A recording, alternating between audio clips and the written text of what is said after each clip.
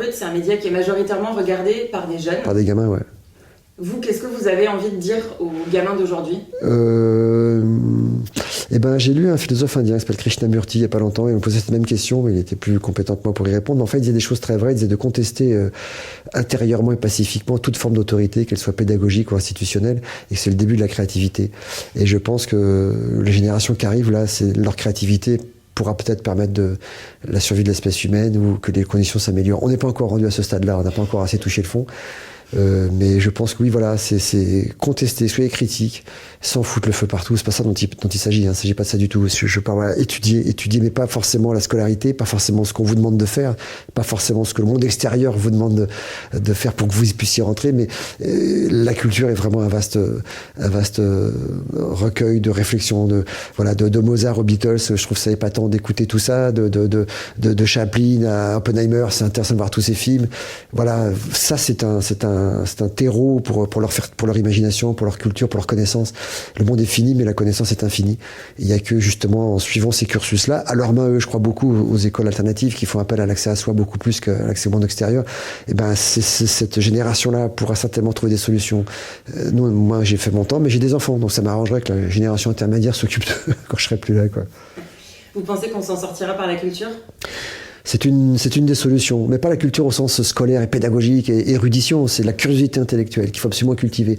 Et les enfants sont naturellement curieux, aucun enfant ne s'ennuie dans la vie. Et vous le mettez à l'école, souvent, évidemment, il s'embête. Allez voir ça, allez comprendre pourquoi. Il n'a peut-être pas forcément d'apprendre à lire tout de suite.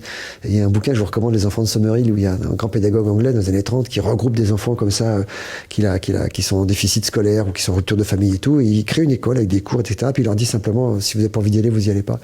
Et il dit à des gamins qui ont appris à lire à 10 ans, parce que tout d'un coup, ils me posaient des questions sur les écureuils. Donc, je leur disais, c'est dans les bouquins, ils apprenaient en 15 jours à lire. Ils sont tous sortis avec l'équivalent du baccalauréat. Donc, simplement, ils leur laissaient le temps d'accéder à l'extérieur en passant par eux. Ce qui n'est pas forcément le système classique, et pas forcément ce qu'ils prônent.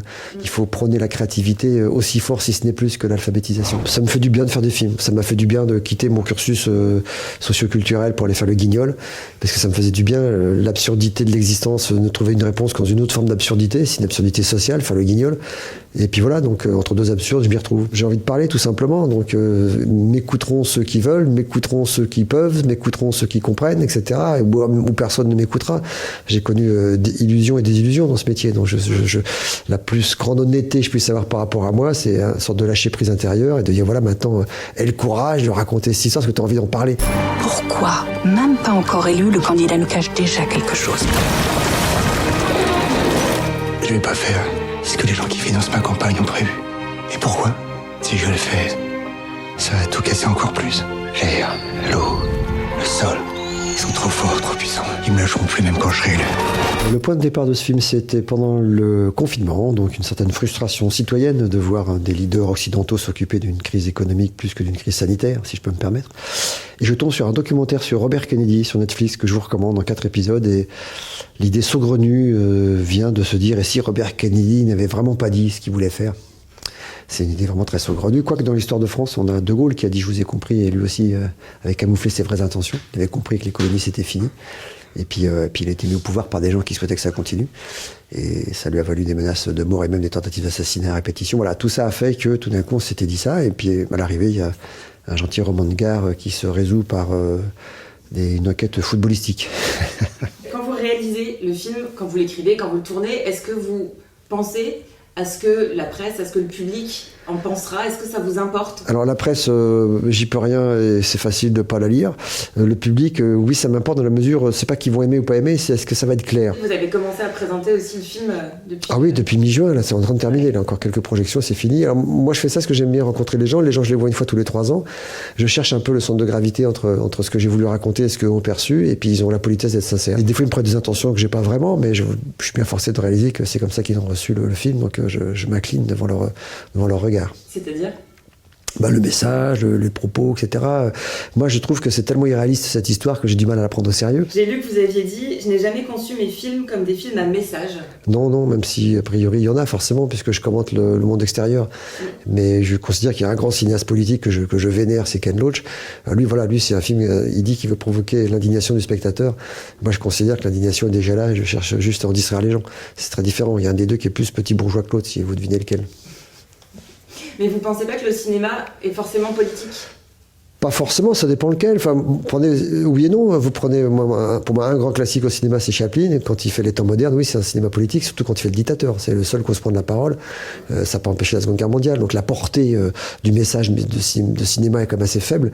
Mais oui, on raconte forcément des choses plus ou moins détournées. Il y a le cinéma frontal de Ken Loach que j'évoquais, puis un cinéma très détourné quand Chaplin fait le dictateur. Bah, il passe par la farce et les métaphores, même si à la fin il a un discours très cohérent par rapport à ce qu'il aimerait que les choses se passent. Que Roosevelt d'ailleurs lui forçait à dire à la radio, parce que tellement il trouvait ce message important. Voilà, mais c'est un mélange de plein de choses. Et ça fait du bien, on cherche à distraire les gens, puis malgré tout on est obsédé par des choses, donc ces choses-là elles ressortent dans le propos. Mais distraire les gens, moi je suis au summum de mon ambition quand je fais ça, quand j'y arrive.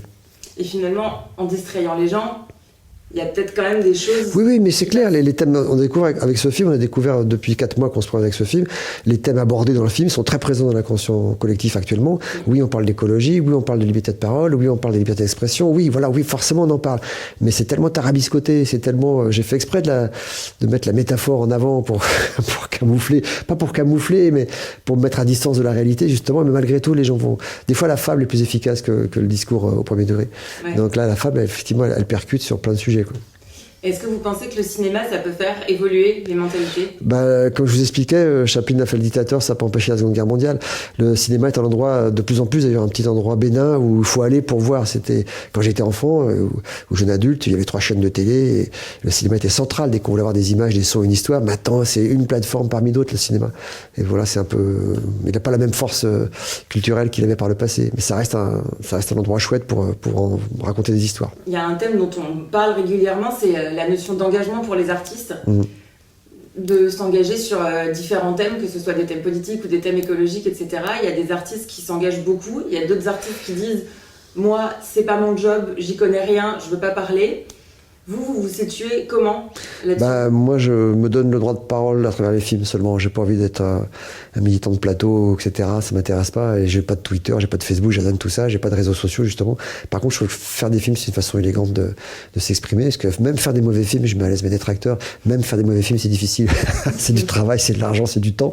Donc voilà, je trouve que c'est bien de parler que à travers cette parole-là. Et je dis ce que j'ai envie de dire. Voilà, objectivement. Et ce film-là percute sur plein de sujets, justement, qui sont de pseudo-sujets d'engagement. Et est-ce que malgré tout, vous êtes optimiste pour l'avenir ? Vous voyez le monde de demain ? J'ai des enfants, ça prouve que je crois au genre humain, donc définitivement. Après, oui, je suis inquiet, mais maintenant, mes parents étaient enfants pendant la guerre, donc ils m'ont souvent raconté des choses. Du côté de mon père, ça n'a pas été rigolo. Voilà, donc je pense que oui, mais c'est vrai que ce moment, c'est compliqué pour parler d'avenir, c'est clair.